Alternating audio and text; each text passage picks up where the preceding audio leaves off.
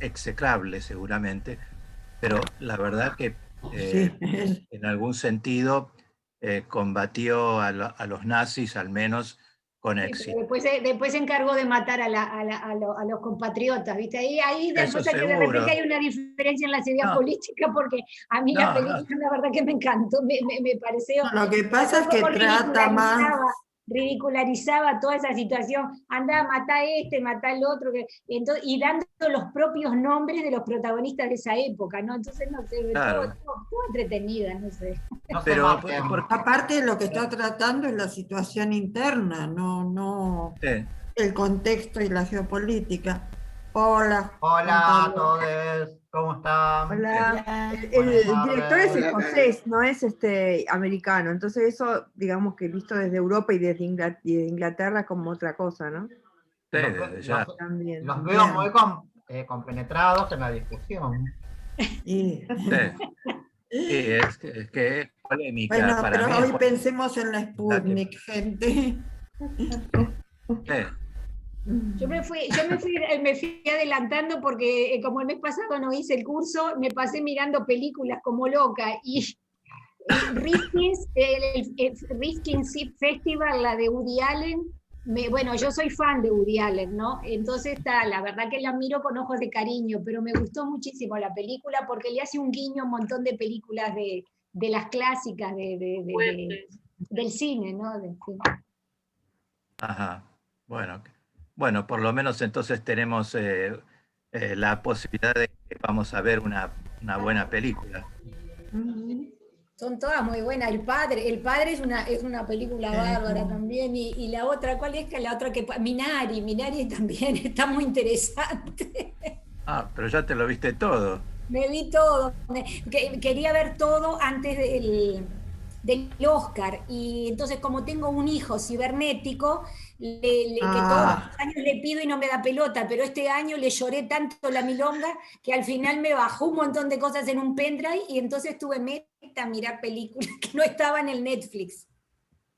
Claro, buenísimo. Bueno. Tuve suerte. Este año tuve suerte con mi hijo, ¿viste? Menos mal. Yo no tengo esa ventaja, pero bueno, algo veremos en su momento. Todo No, es imposible. ya se las mandé a todas. Ya las mandó todas, exacto. Si están aburridos, si nuestros hijos no nos ayudan, está Juan Pablo que nos la manda. Ya las mandé como 3 veces. Las mandé el pasado, las mandé el lunes o el martes. Las tenemos, Juan Pablo, las tenemos. Me tengo que fijar porque vos sabés que yo no me di cuenta. Cuando mandé el resumen de la clase pasada, mandé las películas. Y esta semana, cuando mandé el link para Zoom, mandé las películas también. ¿Y el resumen se lo mandás a todos, absolutamente? Sí. Lo mando al mismo mailing. Fíjate que por ahí te entra en spam, Eduardo. Podría ser eso. O en promociones. Los que tienen Gmail les pueden entrar en promociones también. Bueno, los voy... A ver, esperamos 2 minutos y los... ¿Nos vas a censurar? Sí, porque ya hablaron demasiado, ya los escuché hablar demasiado. Es una actitud estalinista esa, Juan Pablo. Eso. Tengo actitudes autoritarias. Sí, ya veo. Y sobre todo, cuando manejo el Zoom aprovecho y sale lo peor de mí. Yo te apoyo, JP, soy Silvia Singerman y te apoyo la censura. Vamos a tratar de hacer como las clases presenciales y hablar menos y chatear menos, para mi gusto, es lo que yo quiero. Bueno, ya se armó otra grieta. Los que queremos y los que no quieren. Sí. Bueno, yo les cuento que hay una opción para que no vean en el chat. Yo de hecho lo tengo oculto y no lo veo. Y no me suena nada. No es hay cierto. una forma de configurar Zoom para que el chat solamente se vea si uno lo abre, no si no lo tiene. No es cierto, Juan Pablo. No es cierto. Vos podés leer el chat o podés no leerlo, pero que te aparece la indicación de que alguien entró con el chat, te aparece. Claro, siempre. bueno, a mí me sale un numerito. Te aparece el chat. Y es muy molesto. Cuando entra cada a mí lo que me sale es un numerito, que hay 1, 2, 3, 4. No te aparece el texto del chat. Es un recuadro que generalmente tapa el zócalo de lo que están mostrando y diciendo. Yo entonces, sinceramente no lo tengo. Yo no lo probé, pero hay en el chat hay una X, digamos, en el cuadro de chat. Pero no te funciona para siempre. Yo quisiera anular el chat y no lo puedo. Les comento. Claro. Sí, tienen razón. Yo les comento, el chat, yo también lo tengo cerrado como Juan Pablo. Cuando a mí se me abre al costado en un rectángulo blanco. Tiene un triangulito, una especie como de, vamos a decir, como de flecha hacia abajo, un triangulito al lado de la palabra chat, donde aparece la palabra cerrar. Yo lo cierro y me quedo, y ya no me obstruye la pantalla, ni me hace ningún sonido. Yo no sé dónde está eso. Claro, cuando vos abrís el chat, en el borde, a ver, yo lo tengo ahora, por ejemplo, en el borde izquierdo de arriba, ¿no? Sí, superior. está la palabra chat, sí. Entonces, ¿viste que hay un y dices, lo palomita clicás y aparece cerrar. Bueno, ahí lo cliqueás. Gracias. Lo cliqueás y aparece cerrar. Y lo cerraste. Sí. A mí después. Lo cerré, gracias. Bueno, voy a escribir en el chat y decime si se te vuelve a aparecer o no. Ahí pongo cualquier cosa. ¿Te volvió a aparecer? Me volvió a aparecer. Pero ¿se te abre completo? ¿Se te abre completo? Se me abre completo. Aparece completo. Yo no sabía que la cátedra había agregado puntos. ¿Cómo? Se puede minimizar. No, se puede minimizar, pero una vez que abrió, siempre te aparece en tu pantalla, cuando alguien ingresa en el chat para decir algo, aparece un cuadradito que se interpone con el zócalo de lo que están mostrando. Y es sumamente molesto, porque distrae mucho la atención. Claro, bueno, seguramente, yo lo tengo, no sé cómo lo habré hecho en su momento. Claro, yo también, yo no lo veo, yo lo tengo cerrado. A mí no se me abre. Pero bueno, la idea era originalmente que en el chat vaya dejando las preguntas para después. A mí sinceramente no sé cómo lo habré hecho, pero yo lo tengo, bueno, si te averiguás cómo, por favor, pasá la receta. Cuento algo. Sí. Ahora estamos ya en la reunión, ¿no? Sí. Si ustedes no están en la reunión todavía, entran al chat por la aplicación que tienen en la computadora. Sí. Y ven en la placa que está acá en la imagen, arriba a la derecha que hay como una ruedita. Acá. Esa rueda. ¿Esta? Para. Arriba a la derecha. A ver, les voy a mostrar. Sí. Arriba a la derecha hay como un. Abajo de eso. Una rueda dentada. Sí. Esa ruedita. Es la configuración. Exacto, van a la configuración. Y en la configuración, ven, cuando cliquean abre una serie de cosas y abajo de todo, como verán, dice, la anteúltima de las frases dice silenciar las notificaciones de chat mientras estoy en una reunión o atendiendo un llamado, lo que fuera. Y ahí cliquean. Ok, buenísimo, gracias, Emiliano. Y la de abajo también dice mostrar vista previa del mensaje, y ahí también lo cliquean. Entonces, cuando entran a la reunión, ya no van a ver el chat, al menos que cliquen y abran el chat. Si no, no lo van a ver. Solo les aparece la cantidad de gente que está chateando. Eso lo tienen que hacer antes de... ahora no se puede, ahora no lo pueden hacer porque están conectados. Cuando termina la clase o en algún otro momento, cuando no estén conectados, cuando no estén en una reunión, lo hacen. Buenísimo. Y sirve para todos los Zoom. Una vez que queda así, gracias. Una vez que lo hagas, ya te queda todo, el de tu computadora te queda siempre así. Buenísimo. Bueno, gracias. La verdad que...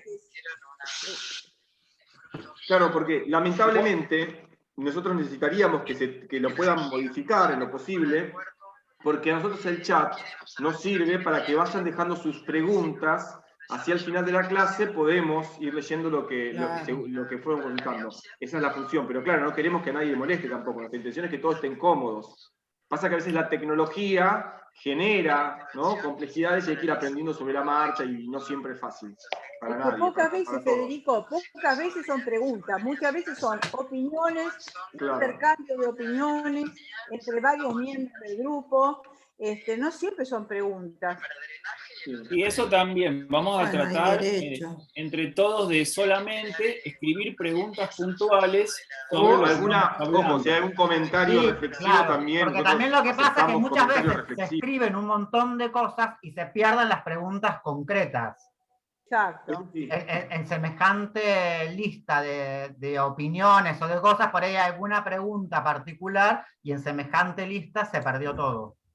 Igual nosotros también creo que tenemos que aclararlo, nosotros apreciamos y apreciamos las reflexiones que vengan desde el grupo, eso siempre lo vamos a apreciar y las leemos inclusive muchas.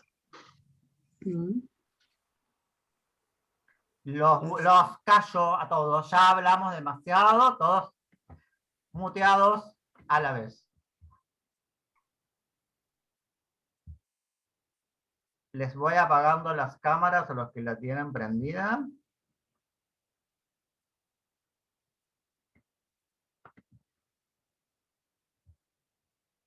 ¿Quién me queda?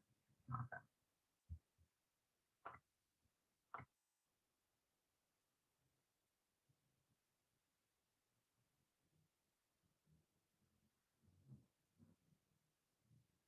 Bueno, creo que están todos con las cámaras apagadas, no veo ninguna cámara prendida. Bueno, ahora sí vamos a hacer la presentación formal porque hay como varios nuevos hoy, así que bueno, para que nos conozcan y sepamos quiénes somos y cómo vamos a trabajar. Mi nombre es Juan Pablo Russo, soy el coordinador del área de artes audiovisuales del Centro Cultural de la Cooperación. La Escuela de Espectadores de Cine era una actividad que teníamos cuando era presencial. Yo coordinaba también la escuela, que era una de las actividades que teníamos, ahora la estamos haciendo online. Las clases las van a dar Federico y Emiliano, que son los otros dos chicos que estaban recién hablando y explicando cómo cómo cerrar el chat. La modalidad, bueno, ya la van a explicar mejor ellos, pero bueno, yo voy a hacer una pequeña presentación, algo como algunas recomendaciones que siempre me preguntan qué ver en este universo gigantesco del streaming, algunas cosas que voy encontrando, y después los chicos van a dar las clases, vamos a estar todos en silencio y todos con las cámaras apagadas. Acá me dicen hay 2 cámaras encendidas. Bueno, ahora las apago, Susana, aguantame que no las veo, después chequeo bien. Me fui de eje. me perdí con lo que estaba diciendo. Me desconcentré, perdón.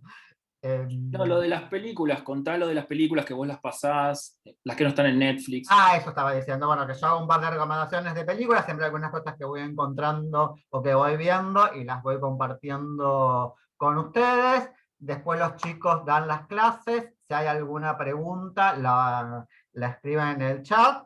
Si no, sobre el final, cuando termina la clase, abrimos a preguntas y respuestas, siempre a través del chat, porque, nada, somos más de 100 y si hablamos todos juntos y a la vez, se pierden un montón de cosas.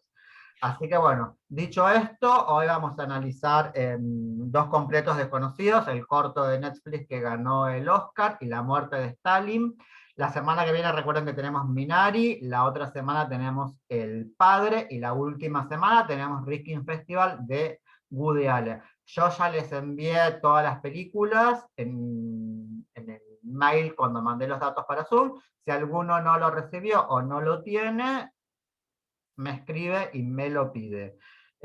Y también para los nuevos, por si alguna vez no pueden venir o no se pueden conectar porque no hay internet o sucedió algo, las clases las grabamos, así que bueno, me las pueden pedir, yo después se las mando.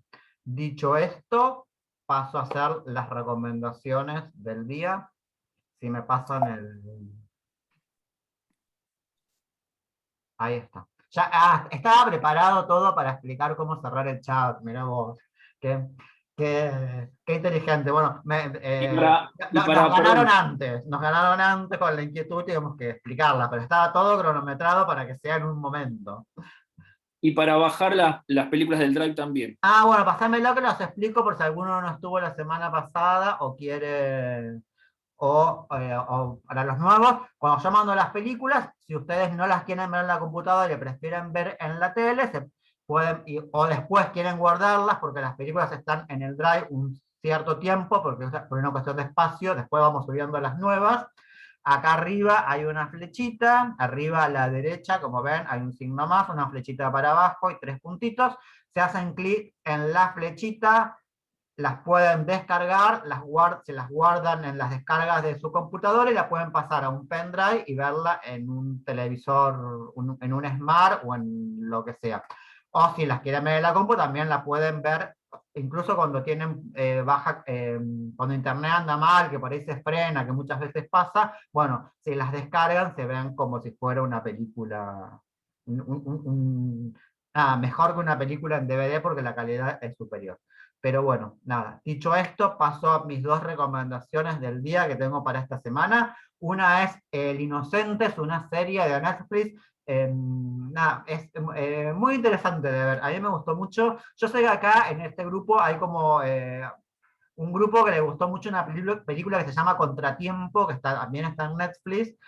Es del mismo director que se llama Oriol Paulo. Bueno, acá hace una serie, es un thriller, y lo atractivo de la serie es que son 8 personas, digamos, si bien hay un personaje protagonista, la serie gira alrededor de 8 personajes, y cada uno de los capítulos tiene el punto de vista de ese personaje. Es un thriller policial que no quiero contar nada porque lo bueno es que vayan descubriéndola con la serie, pero bueno, son como 8 personajes que en algún momento parece que no tienen nada que ver y se van encontrando y todos están relacionados de alguna manera con el hecho central.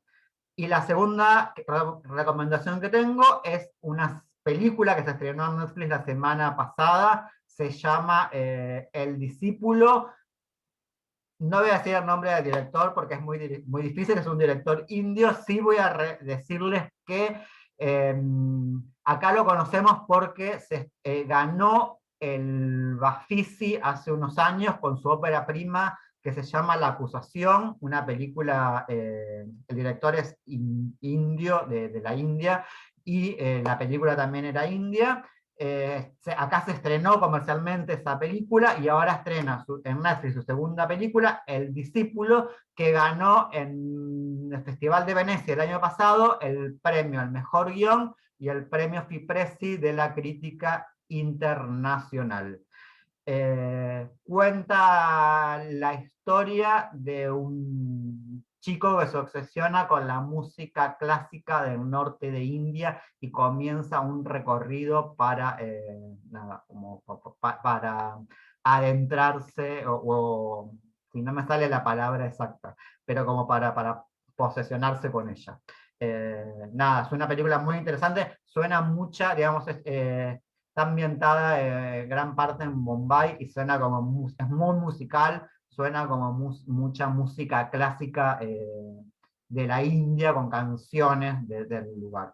Así que bueno, para aquellos que quieran verla, les recomiendo. El Inocente, que son 8 capítulos, de Oriol Paulo, trabajan Mario Casas, Aura Garrido y la argentina Martina Guzmán. Y si no, El Discípulo, también en Netflix, película premiada el año pasado en Venecia. Dicho esto, me voy, los veo al final de la clase. Adiós. Bueno, buenas tardes. Primero les comentamos yo soy Emiliano Basile, junto a Federico Picasso, como les contamos, damos las clases, nos vamos turnando semana a semana, pero siempre estamos los dos. Uno nos turnamos, quiere decir que uno lleva el hilo de la clase y el otro va haciendo los comentarios, ¿no? Como especie de, ¿vieron los relatores de fútbol? Bueno, un poco esa idea, pero hablando de cine, que es algo un poco más interesante, al menos desde mi punto de vista. Bueno, nosotros lo que hacemos es análisis de películas, siempre enfocadas en películas de estreno, o que por algún motivo en esta versión web virtual que estamos desarrollando, no se estrenaron o no las pudimos analizar en su momento de estreno en sala, y ahora o bien se estrenan en la plataforma, como puede ser el caso del Discípulo, que la analicemos más adelante, o bien son estrenos directamente para plataforma, como ha ocurrido con el corto de Netflix que vamos a analizar ahora. Vamos haciendo esos análisis toda la semana, siempre con la intención de abarcar lo que tiene que ver con el universo cinematográfico, la historia del cine, los movimientos, los autores, la teoría de autor, y los distintos cuestiones que puedan traer aparejadas en función de lo que las películas nos vayan mostrando y trayendo. A partir de ahí tenemos clases especiales donde analizamos un tema que puede ser un género, puede ser un movimiento cinematográfico, puede ser un tipo de cine en específico, puede ser un director también, ¿no? Que nosotros le llamamos clases especiales o seminario, ¿no? Cuando solemos dedicarle a un autor determinado, o en la versión web que hemos empezado el año pasado, que funciona muy bien, que es analizar un clásico de la historia del cine. Siempre tratamos de que haya algún motivo de agenda para relacionarlo, ¿no? Como que cumpla algún aniversario la película, como que el director cumpla un aniversario, un número redondo de su muerte o de su nacimiento. Siempre algún motivo para rememorar y traer ese clásico nuevamente. Dicho esto, bueno, la Escuela de Espectadores lo que pretende es estar relacionada y basada en la mirada del espectador, ¿no? A partir que, o sea, no estamos creando ni directores de cine, ni críticos especializados, sino espectadores de cine con un gusto ya que traen consigo por el séptimo arte, y a partir de ahí indagar, desmenuzar, analizar, profundizar la mirada sobre las películas, ¿no? Siempre con un gusto que tiene el placer por sobre todas las cosas que nos produce ver cine, y dando los distintos caminos de lectura y las distintas maneras de abordar las películas. Bueno, ahí, siguiendo el discurso de Emiliano, quería hacer dos acotaciones al respecto. Una que por ahí también tiene que ver con lo que a veces pasa en la previa, cuando dice me gustó, no me gustó. Nosotros no le vamos a garantizar nunca que todas las películas que nombremos, que Juan Pablo les recomiende, o inclusive las que analizamos, les gusten.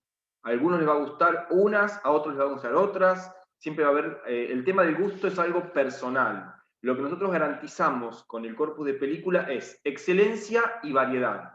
Excelencia, ¿qué quiere decir? Que la película, dentro del género que está trabajando, es de excelencia, por cuestiones técnicas, artísticas y de autores, ¿no? De punto de vista. Y diversidad quiere decir que las clases van a ser diversas. Al trabajar, por ejemplo, hoy la sátira, mañana el drama moderno, pasado el thriller psicológico, nosotros generamos una gama de cine que les va a abrir las puertas a ustedes, a adquirir nuevas herramientas y poder reconocer los diferentes tipos de cine que hay, e inclusive también empezar a reconocer cuál es el cine que me gusta y por qué, ¿no? Eso es muy importante. Y como decía Hegel, hay tres caminos al conocimiento. No todo pasa a partir de lo racional y de la cuestión digamos, cientificista, ¿no? Está el camino de la razón y la ciencia, está el camino de la espiritualidad, decía Hegel, y está el camino del arte como un camino del conocimiento, un camino que justamente está, digamos, atravesado por el placer estético. Así que bueno, esa es la importancia que damos nosotros por ahí a nuestra experiencia en el cine, mejor dicho, a la experiencia que pueden llegar a tener los espectadores, las personas que nos gusta ver cine. Bueno, y dicho esto, empezamos con el análisis del cortometraje, ¿no? Es algo también, vamos tratando de indagar y renovarnos nosotros mismos, casi siempre analizamos una película en el tiempo que tenemos, y hoy vamos a incorporar el cortometraje porque, bueno, creemos que es valedero el cortometraje, valioso y rico para analizar, y además no queríamos dejarlo pasar en su relación con el que ganó el premio Oscar, y algo que se dio, como decíamos, de agenda hace muy reciente, muy poco. Bien, este cortometraje está claramente relacionado con la muerte de George Floyd, que vemos ahí una imagen, y tiene, bueno, ese valor, ¿no? También, además de las cuestiones cinematográficas, temáticas y la manera de trabajar el tema, que es, por supuesto, lo más destacable, lo que ahora vamos a desarrollar, tiene ese valor de estar sumamente ligado con un tema contemporáneo, de actualidad, ¿no? El cortometraje fue filmado en plena pandemia, ¿no? Con protocolos de pandemia, o sea, para que vean la relación con lo reciente, y está hablando claramente de ese tema. De hecho, bueno, el personaje, la primera vez que muere, vamos a decirlo así, muere de esa misma manera que George Floyd. Entonces la relación es directa, ¿no? Con la realidad en la cual se inscribe. Como tema general, lo que va a trabajar es la intolerancia entre esta policía supremacista blanca, ¿no? Como prototipo de personaje que existe, y digo prototipo porque tenemos que entenderlo dentro del género. El cortometraje trabaja dentro del género, y como trabaja dentro del género, construye desde los prototipos, ¿no? De los arquetipos, ¿no? ¿Qué quiere decir con esto? El policía blanco representa a muchos policías blancos, y el personaje del negro representa a muchos afroamericanos que han sufrido de una u otra manera el acoso y la violencia, incluso la muerte, como el mismo corto retrata y remarca, de la policía, en manos de la policía. Dicho esto, es muy interesante cómo este cortometraje viene a trabajar desde distintos géneros, que los va mezclando y los va fusionando. Empieza como un romance, como una comedia romántica, ¿no? Hay como ciertos elementos de esto. Por momentos estamos en un cortometraje de terror, ¿no? Con distintos dispositivos del género del terror que están funcionando, ¿no? El miedo, el acoso, la violencia. La pesadilla de la que no puedes despertar. La pesadilla no poder despertar. El drama, ¿no? El drama relacionado con los vínculos que el personaje del negro va trazando, con la chica, con su perro, ¿no? El perro es fundamental, ¿no? Es aquel que está esperando que el ser querido llegue, y nunca termina de llegar, ¿no? Ahí está el drama. Y la tragedia, ¿no? La tragedia de la muerte, la tragedia social, y la tragedia que digamos, en líneas con lo que el corto cuenta, la tragedia universal, ¿no? La tragedia evitable e imposible de terminar de cortar con ese ciclo que se repite hasta la eternidad. Bueno, ahí quería decir dos cositas. Una, con respecto al tema de la cita. Estamos dentro de un contexto de ficción que no va a reproducir el hecho real, pero que en la ficción, con las acciones de la segunda secuencia, de la segunda escena de la película, del cortometraje, nos está citando directamente un acontecimiento de la realidad. Que justamente en este tiempo histórico va a directamente, o sea, el espectador de este tiempo histórico lo va a asociar en su coyuntura con ese acontecimiento. Ese visionado va a cambiar con los años. No sé, en 20 años, por ejemplo, alguien ve este corto, no tiene en la cabeza el caso Floyd, y lo va a ver desde el lugar universal, ¿no? Desde como ejemplo universal. Pero sí, en el espectador contemporáneo aparece la cita directa a la realidad. Y otra cuestión que quería decir es que los cortometrajes son, a diferencia del largometraje, más allá de la duración que tienen una estructura diferente. Para poder compararla con la literatura y poder entender cuál sería la diferencia sustancial entre una película y un cortometraje, la película tendría el desarrollo de una novela corta, mientras que el cortometraje tiene el desarrollo narrativo de un cuento, ¿no? Digo novela corta porque, por ejemplo, hoy con la miniserie, que trabajamos la otra vez, varias miniseries, en el ámbito de Dama, la novela larga, la novela con más desarrollo se desarrolla en miniseries o en películas por entrega, como las trilogías. Esto tiene que ver con la estructura narrativa, ¿no? Cómo se ordena el relato para poder ser contado en determinada cantidad de tiempo, en este caso minutos, ¿no? Que es la media hora que dura el cortometraje. Hay un recurso muy interesante que utiliza el cortometraje, que es el loop temporal. Este loop temporal tiene una historia en el cine y que se inscribe en la historia reciente, ¿no? La primera película que aparece con esto se llama Hechizo del Tiempo, se llama en realidad El Día de la Marmota. En Argentina se estrenó bajo el título Hechizo del Tiempo.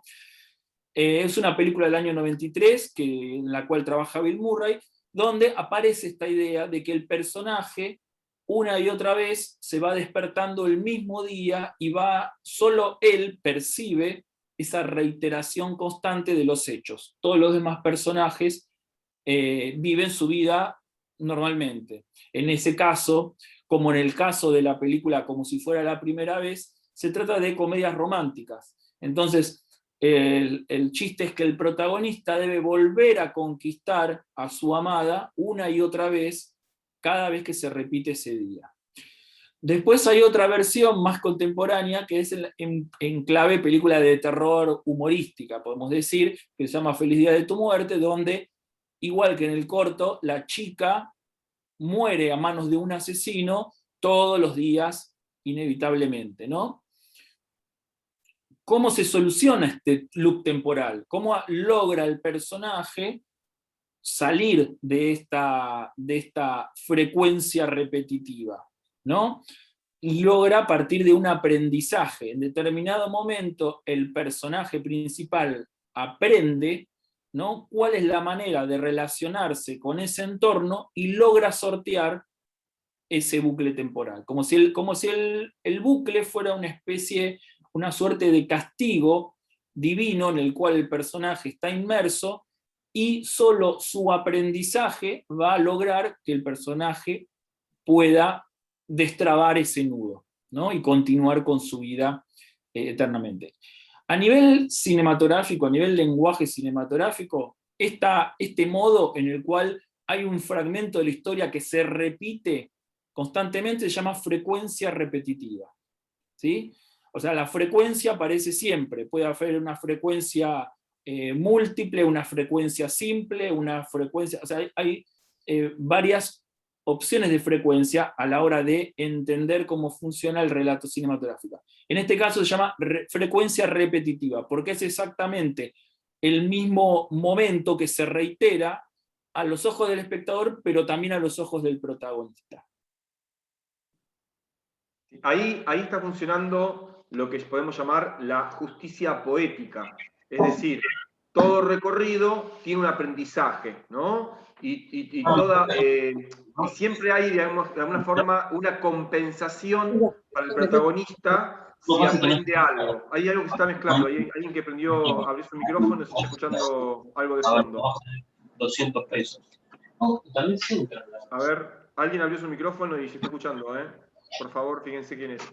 Bueno, como decía, hay una compensación para el protagonista. Justamente esta película va a ofrecer esta estructura que ya conocemos, pero justamente en el momento de generar la justicia poética, ¿no?, la justicia ficcional, la compensación, ahí es donde se sale un poco de lo establecido.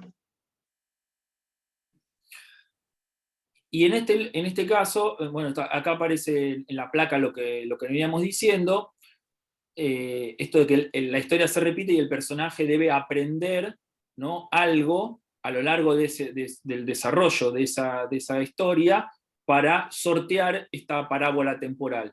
Y aparece lo de la tragicomedia, ¿no? Porque tenemos la tragedia, pero también tenemos esta estructura narrativa que nos hace dar cuenta de cierto artificio, ¿no? En la vida real no sucede esto. Esto es una construcción artificial del relato y por lo tanto hay cierta comedia en el sentido de hay un guiño, ¿no? Hay un chiste en todo esto, más allá del drama que se esté narrando, ojo, más allá de lo terrible de lo que se cuenta, no se busca contarse desde el realismo moderno europeo, sino desde el género, ¿no? Y en el género aparece esta idea de el guiño. El espectador es consciente de este recurso que salta a la vista, ¿no? El personaje atajando la botella que la chica rompe a su paso una y otra vez, ¿no? Aparece esa especie de chiste y guiño al espectador al mismo tiempo. Entonces esta tragicomedia hay que tratar de sortearla, ¿no? Fíjense que además,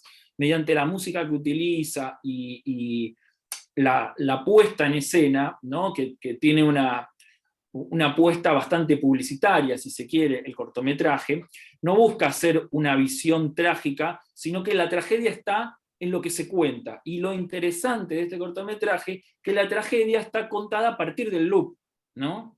La historia de los blancos, la policía blanca asesinando a los afroamericanos, es algo que se repitió a lo largo de la historia, y este loop viene a través del recurso contar esa tragedia, ¿no?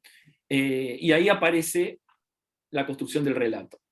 Bueno, entonces podríamos decir que el género lo que hace es suavizar la sordidez de lo que se narra, ¿no? Generando que el espectador, al ser consciente de esa ficcionalidad, pueda distanciarse un poquito y poder insertarse en la historia de forma edulcorada. No edulcorada porque lo hacen algo, porque no le dan valor, sino porque nos permiten conectarnos sin rompernos, ¿no? Imagínense, hay gente que dice, che, mirá, vi 2 minutos y la verdad tuve que cortar porque no podía verlo más, me mató. Bueno, el humor, lo fantástico, este juego que hace la película, permite que la película se deje ver hasta el final, ¿no? Es una forma de que el mensaje llegue de alguna forma con mayor fluidez a un público más amplio que por ahí en otros casos no querría ver algo tan sórdido, que le deprime, que lo pone mal un domingo a la tarde, etcétera, ¿no? Esas circunstancias que se dice, mira, la película es buenísima, pero no pude terminar de ver, no la quise ver porque el tema es muy triste, etcétera.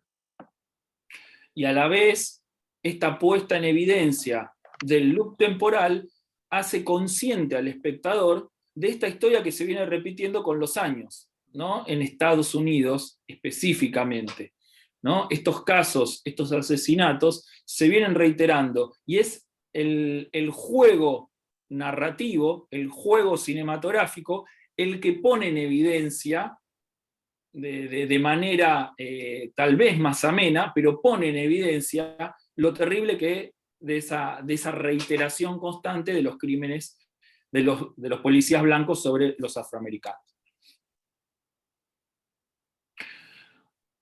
Para empezar analizando un poco en cuanto a imagen, ¿no? Siempre el personaje, el protagonista, despierta, podemos decir, parado, ¿no? Porque la cámara está inclinada, ¿no? Fíjense esto, ¿no? La cámara que lo muestra parado en sentido metafórico y sentido también cinematográfico, ¿no? El personaje aparece despierta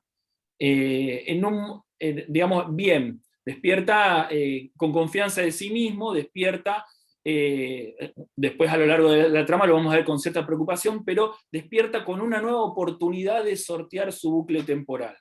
Y siempre de una u otra manera termina acostado, ¿no? En el piso. Esto también es como una manera cinematográfica, no tan explícita como el bucle temporal, de mostrar el desarrollo dramático del cortometraje en función del personaje del afroamericano.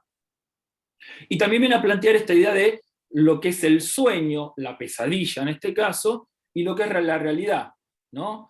Cuánto de eso tiene que ver con lo que él imagina y cuánto tiene que ver con lo que él realmente pasa. Y eso lo obliga a él como protagonista, como personaje, tratar de sortear creer que puede llegar a sortearlo una y otra vez de distintas maneras.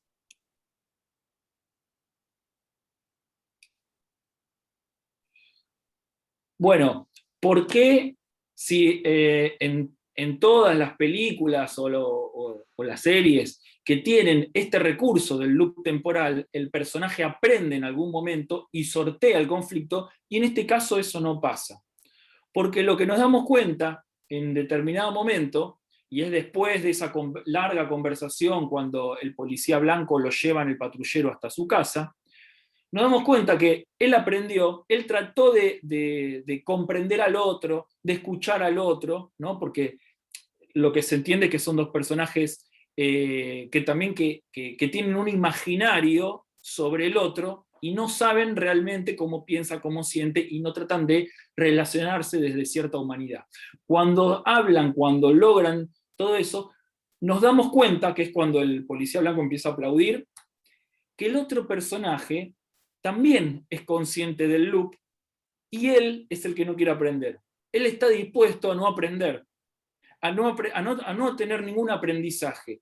Y ahí es lo interesante de este cortometraje, que no es solo el afroamericano el que tiene que aprender cómo sortear el bucle, cómo tratar de no terminar asesinado por el policía blanco, sino que el policía blanco tiene que tratar de entender que no puede matar porque sí, por un odio racial ancestral, a todo afroamericano que simplemente quiere ir a su casa a darle de comer al perro, ¿no? Entonces ahí aparece el gran conflicto, la gran grieta que muestra el cortometraje, y la imposibilidad de solución, la imposibilidad de sortear el bucle temporal. No es tan fácil como darse la mano y seguir cada uno con sus vidas, sino que tiene que haber una manera de poder sortearlo. Y es el final del cortometraje donde queda esto claro, ¿no? Queda evidente.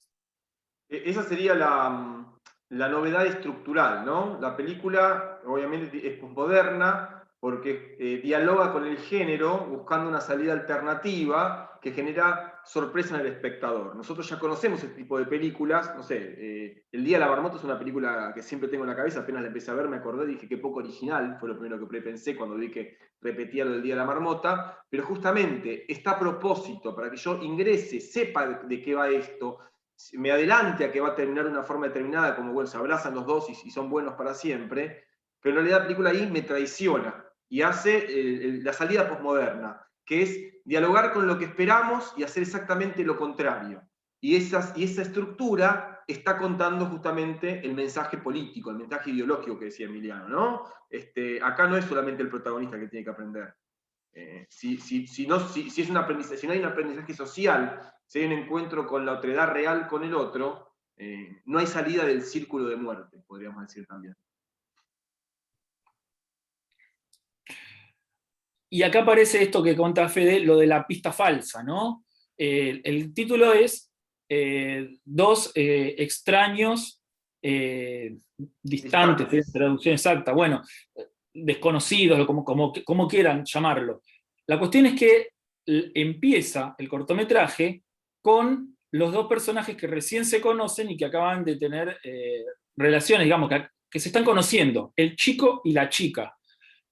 En un primer momento, pareciera que el cortometraje va por ahí. Parece que los dos extraños son ellos dos, ¿no? No, y después nos damos cuenta que los extraños son él y el policía, ¿no? Entonces ahí ya hay una primer pista falsa, ya hay una primer sorpresa, ¿no? Creemos que va por un lado y va por el otro. Después, como decía Fede, creemos que va por la idea del bucle temporal, que en algún momento se van a conocer, van a conversar, que bien podría ser esa situación del patrullero, donde los personajes dialogan sobre la vida personal de cada uno y se encuentran en cierta humanidad, y otra vez la sorpresa, otra vez el cambio, otra vez la pista falsa para llevarnos hacia otra dirección.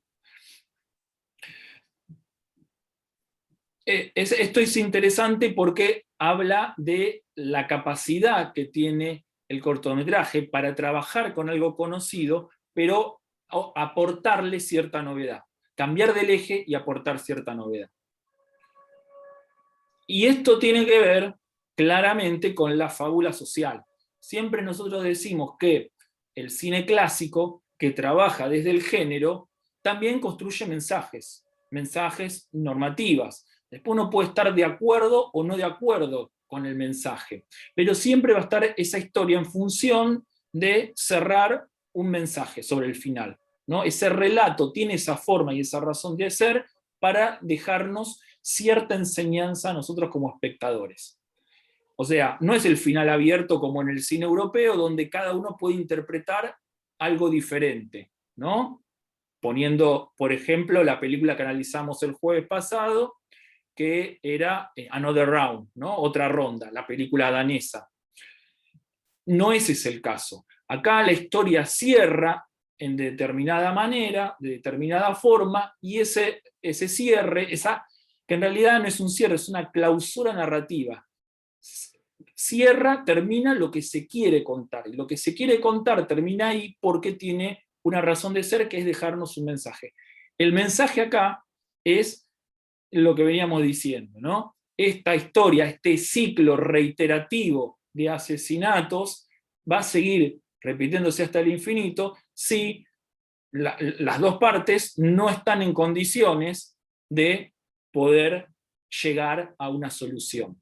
Y hay algo muy interesante que dice el personaje del protagonista en el último, vamos a decir, desayuno, porque es la última vez que vemos que se repite.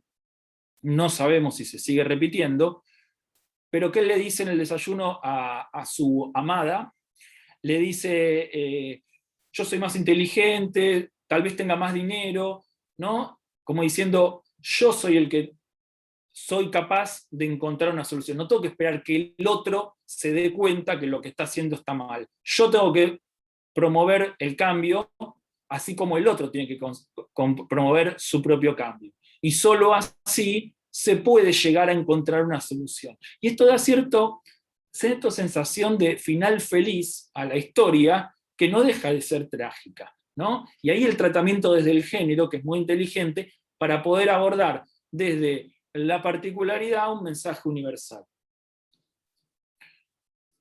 Por supuesto, todo esto habla del odio racial, ¿no?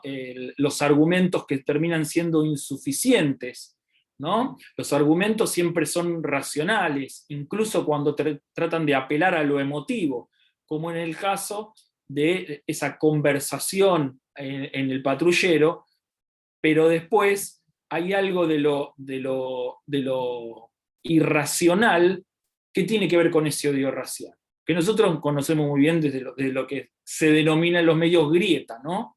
Hay algo que escapa, ¿no? Casi como de un Boca River, escapa al entendimiento, al raciocinio y a la humanidad de las personas, ¿no? Bueno, en esta lógica es donde busca, promueve y trata de avanzar el cortometraje desde la ficción. Esto que veníamos diciendo, lo de los personajes arquetipos, ¿no? Arquetípicos, que son personajes que vienen a condensar a muchos otros, ¿no?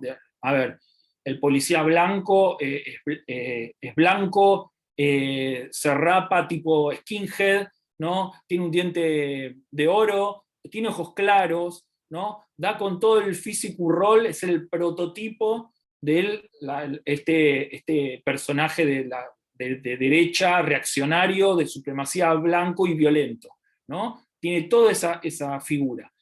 Y el afroamericano tiene toda esa característica del personaje que hace una vida completamente ordinaria, pero como no sigue la formalidad de cierto ciudadano que se viste de traje o que tiene una vida más relajada por el oficio que hace y por el mundo donde se desarrolla, es catalogado como posible delincuente, ¿no? Porque tiene los billetes envueltos en un rollo, porque anda con una mochilita y una camperita abierta, ¿sí? porque fuma unos cigarrillos que se los arma él, ¿no? Es ese prototipo del afroamericano que rápidamente se lo asocia al delincuente, ¿no? Entonces, es interesante porque viene de alguna manera a condensar a un montón de afroamericanos y el policía un montón de hombres blancos en esa lógica. Es muy interesante esto de que en el patrullero le pregunta, ¿por qué sos policía? Y él le dice, y porque yo veía que había cierto orden, yo quería reinstalar el orden, ¿no? Y tengo una casa, hijos, mujer, perro, el sueño americano, dice, ¿no? Como diciendo, yo sigo las reglas, ¿no? Yo soy el bueno acá porque yo soy el que sigue las reglas. Y nosotros sabemos, por historia y por el prototipo que viene a representar, todo lo que se esconde detrás de esas ideas libertarias que el personaje va a desarrollar y a expresar. Volviendo a los planos y a lo cinematográfico, estos planos, el personaje detrás de la reja, ¿no? Que aparece en 2 o 3 fotogramas más, también está hablando de esto que pasa, ¿no? La fábula social, el cine clásico a través del género, siempre todo lo que va a poner en funcionamiento a nivel cinematográfico va a ser para contar la historia y para transmitir el mensaje, ¿no? Entonces, aparte de lo que se dice, aparte del loop temporal, estos planos, como el plano que aparece inclinado cuando él se despierta a la mañana y cuando él aparece en el suelo, también están hablando de esto que sucede, de esta reiteración constante, de este ciclo de odio que parece imposible de terminar. Y que parece un sinsentido también, ¿no? Es lo que queda acá en claro. Bueno, los directores, y me parecía interesante que paradójicamente también son 2 amigos, que uno es blanco y el otro es negro, ¿no? Y también tiene que ver con esto, no es casual, y viene al caso, me pareció como muy interesante también mostrarlos justamente por esto. Y ahí hay un fotograma de la filmación, que están junto, creo que al director de cámaras, que es el tercer personaje que no actúa en el corto, que aparece ahí.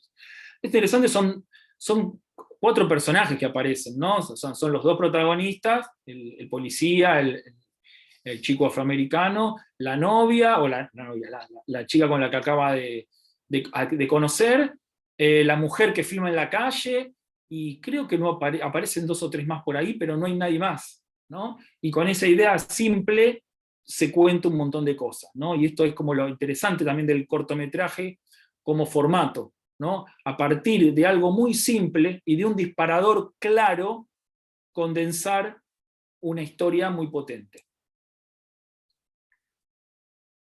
Bueno, y acá terminamos con el cortometraje. Fede, no sé si querés decir algo. Estás muteado, ¿eh? Sí, había unas sirenas, por eso muteé para no molestar. No, creo que ya hablamos más o menos de todo. Básicamente creo que lo interesante justamente es la ruptura de un formato para poder generar una novedad, ¿no? Siempre el arte está buscando, o el cine está buscando a veces la novedad, cuando ya estamos tan plagados de opciones, hay tanta variedad, ya parece que se hizo todo, y todavía el ingenio, ¿no? El ingenio del artista puede encontrar una salida alternativa que genere la idea de la novedad. No necesariamente el arte tiene que ser novedoso para ser bueno, pero también es interesante encontrar esas vueltas de rosca. Y nada, creo que como gesto de época es también un gesto político, y desde ese lugar podríamos decir que entre las funciones del arte, a veces el arte se piensa como algo insular, que es el arte por el arte mismo, también el arte a veces sirve como herramienta, ¿no? de transmisión de ideas políticas, ¿no? De transmisión de ideas, de transmisión de protesta social, y en este caso creo que la función social, la función ideológica del corto es fundamental a la hora de pensar desde qué lugar están haciendo cine estos 2 directores.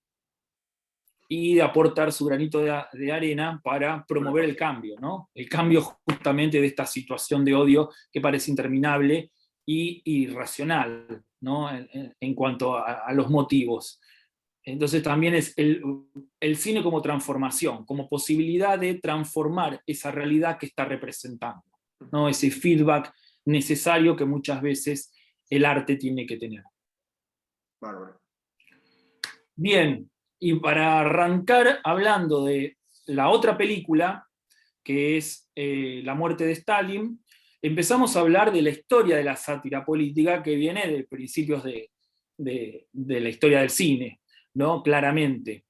Tenemos Ser o no ser, una comedia de Ernest Lubitsch, ¿no? Una película de 1942, por supuesto El gran dictador de Charles Chaplin de 1940, y acá hay miles de películas de estas características, nosotros estamos mencionando algunas, vamos a mencionar algunas más ahora, pero aparece esto, y Mein Führer, que es Ha vuelto, ¿no? la otra sátira política alemana en este caso.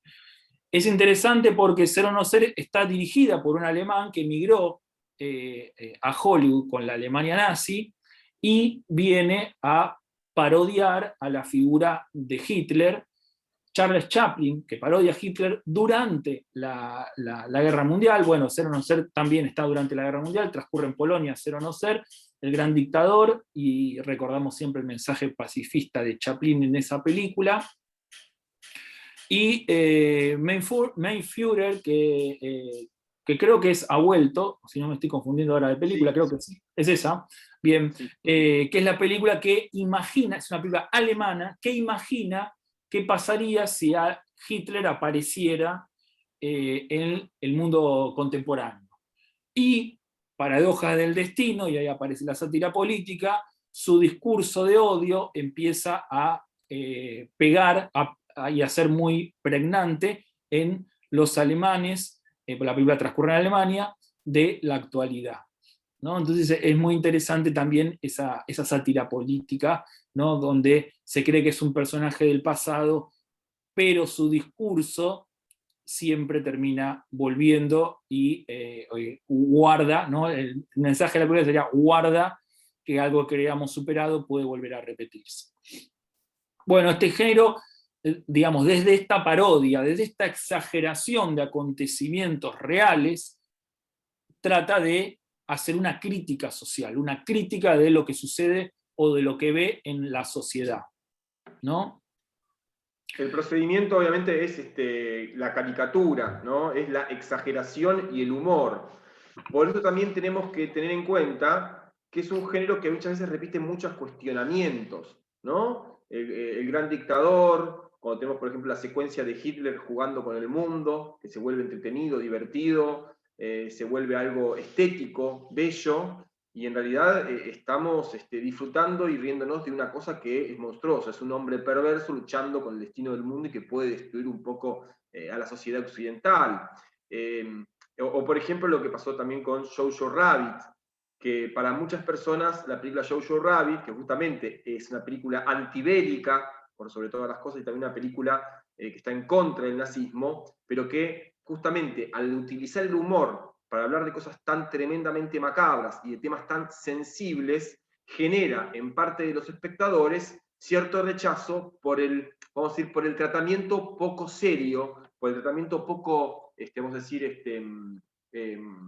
digamos, respetuoso del tema. Y justamente eso tiene que ver con, otra vez, con la subjetividad del espectador. Hay espectadores que van a sentir esta sensibilidad y esta violencia, pasada por el humor como una violencia, y hay otros espectadores que, como muchas veces nos exige la vida, o la literatura, o el cine, nos vamos a reír de nuestras propias tragedias. Vamos también, eso es interesante, porque también lo que hace la parodia es ridiculizar, ¿no? Mostrarnos el absurdo de la realidad, el absurdo de la historia, el absurdo de la política, el absurdo de la mezquindad de ciertos acontecimientos históricos relevantes, ¿no? Cuando nos damos cuenta, bueno, justamente acá está poniendo Doctor Strange, ¿no? en la presentación, ahí también vemos la sala de la guerra, están por bombardear el mundo con bombas atómicas, y lo que pasa entre esos hombres que dominan el mundo es absurdo, es ridículo, ¿no? Y ese ridículo, ese absurdo, no es solamente por la caracterización, vamos a decir, caricaturesca, paródica, sino es por poner en el microscopio y mostrar a grandes rasgos el absurdo del comportamiento humano, el absurdo de la crueldad humana. Va por ese lado. Si lo leemos de ese lugar, nos vamos a enganchar. Si no, puede ser que seamos atropellados por la violencia del humor en un tema que podemos considerar sensible. Sí, y creo que en cuanto parecidos entre La muerte de Stalin y Doctor Insólito, la película de Stanley Kubrick, esa es justamente la demencia de estos personajes que resuelven en una mesa en los destinos del mundo, ¿no? Acá es interesante esta película, que es muy superior, por supuesto, la de Stanley Kubrick, porque también es, además, hablando de cuestiones históricas, es una de las pocas películas que habla de la bomba atómica, con la gravedad que tiene el asunto, ¿no? que es algo un poco retratado en la historia del cine. Y a ver, no por los japoneses, sino por el lado occidental del mundo, ¿no? Y acá es muy interesante cómo está mostrado, ¿no? Y cómo se lleva y se muestran estos personajes como una serie de personajes bufonescos que son los que deciden los destinos del mundo, ¿no? Bueno, y eso se reitera con este grupo de personajes que están tratando de suceder en el poder a Stalin, ¿no? Después de su muerte. Bueno, y aparece lo del humor absurdo, ¿no? Quería remarcar eso. En la sátira política, el humor absurdo va a ser como fundamental, ¿no? La parodia, ¿no? como formato, como género, que viene con la exageración, pero el humor absurdo va a ser muy común, ¿no? Muy común porque aparece lo incomprensible de las relaciones y de la falta de coherencia en gente que está tomando decisiones extremas y sumamente trascendentes. Por ejemplo, otra cosa que entra dentro del absurdo en el género es la burocracia administrativa. Todos los circuitos burocráticos se vuelven realmente absurdos y ridículos e incomprensibles, ¿no? Y como muchas veces la instancia administrativa cuesta vidas humanas. Pienso, por ejemplo, en una película que no es de la parodia, no es una parodia, no es una sátira política, pero tiene rasgos. También Stanley Kubrick, Path of Glory, Senderos de Gloria, ¿no? Donde hay una secuencia que sí tiene un tono de sátira política, donde el general dice, ¿hace cuánto que no avanzamos? Y como 6 meses. Bueno, mando un memito que avance en 100 metros, pero van a morir la mitad, no me importa, que avancen 100 metros, ¿no? Lo administrativo por sobre la realidad aparece ahí. Y la muerte de miles de personas por un tema burocrático de un general que tiene que mostrar resultados que son imposibles, ¿no? Ese tipo de cosas tomadas desde el humor es lo que vuelve perverso o monstruoso una cuestión asociada al humor, ¿no? al absurdo de la vida. Sí, y es interesante cómo la sátira política hace la relación con la actualidad, ¿no? Con la actualidad, con el mundo real, ¿no? Busca siempre hacer una crítica social sobre eso que está representando, ¿no? A diferencia de otras comedias que se cierran sobre sí misma en su discurso, acá estamos hablando de un corto con otras características, pero que también busca hacer una relación con esa realidad. Acá tenemos un fotograma de Ser o no ser, la película de Lubnitz, que decíamos, de 1942, y Jojo Rabbit, que es la película que mencionó Federico, que son dos representaciones caricaturescas y paródicas de Hitler. Y es interesante porque Hitler viene a simbolizar, por supuesto, todo el imaginario alrededor del nazismo y todo el peligro. Una película que era muy reciente, digamos, Segunda Guerra Mundial, y una película mucho tiempo después, y en ambas dos aparece esta idea del poder absoluto, ¿no? Como aquel que tiene el poder absoluto, y que si ese que tiene el poder absoluto es un demente, y ya lo dijo Chaplin en 1940, qué terrible lo que puede llegar a pasar, ¿no? Y ahí aparece esta figura, ¿no? El personaje tan parodiado y parodiable por esta representación cinematográfica. En esta idea de la sátira política, acá tenemos una película de Woody Allen, ¿no? Que es la película Bananas, la primera película desde la época de las comedias explícitas de Woody Allen, ¿no? Que todavía no están tan relacionadas con conflictos existenciales como las películas que va a hacer luego, aparece una sátira a todos la película es de 1971, entonces se está hablando de todos esos movimientos revolucionarios que se daban por entonces, y en este caso está criticando, parodiando a Fidel Castro, en esto de que él dice en un discurso, justamente estos que hacen la revolución, supuestamente para el pueblo, se terminan autodenominando pueblo, ¿no?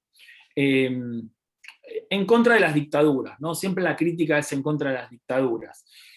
Acá le tocó a Fidel Castro, pero habla en realidad como de las dictaduras en general, ¿no? Y un poco, otra vez, ¿no? La idea de la parodia, y la parodia explícita, ¿no? Vemos esa barba completamente artificial. Y como el último de los ejemplos, y vean de cuándo viene esto, ¿no? Sopa de Ganso, de los hermanos Marx, 1933, ¿no? Donde el personaje de Groucho es el presidente, o sea, muere el presidente de un lugar llamado Macedonia, y necesitan reemplazarlo por un presidente de urgencia, y aparece Groucho Marx, ¿no? Y por supuesto dice, bueno, que todas las mujeres se les prohíba usar pantalones largos, ¿no? Cosas por el estilo, muy acorde a la época y al humor de Groucho Marx, pero aparece otra vez todas estas ideas. El poder, el peligro del poder en manos de un mono con navaja, podríamos decir, la burocracia, los amiguismos y las conspiraciones por conservar ese poder, y bueno, y todo eso que conlleva, que después vamos lógicamente también a ver en la muerte de Stalin. Y el último de los personajes, porque para traerlo en la relación directa con la actualidad, es Borat, ¿no? La segunda película de Borat que está en Amazon, que se llama Borat, siguiente película documental, es la número 2, que es este personaje de Sacha Baron Cohen, que es un cómico que hizo varias películas. Hay una que se llama El Dictador, que es un dictador que viene de un país de Medio Oriente, y cuando llega a Estados Unidos se da cuenta que Estados Unidos tiene conductas sociales que son mucho más dictatoriales, siendo el país de la democracia, que las que trae de su pueblo de Medio Oriente.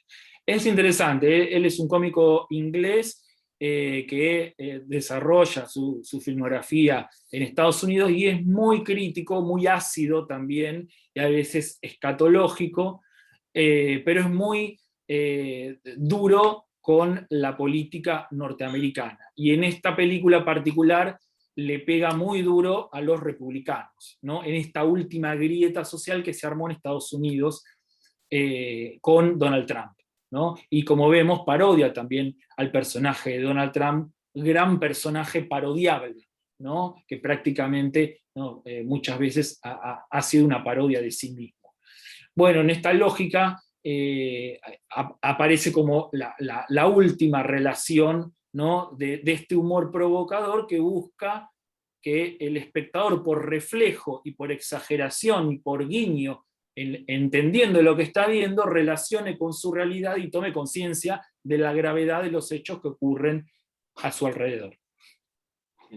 Es un género altamente polémico, que así como genera risa o genera pregnancia, también puede llegar a generar el rechazo o el desaire del espectador cuando no se conecta con cierto humor cargado de violencia, de sarcasmo, de crueldad. Hay humor que está de crueldad, ¿no?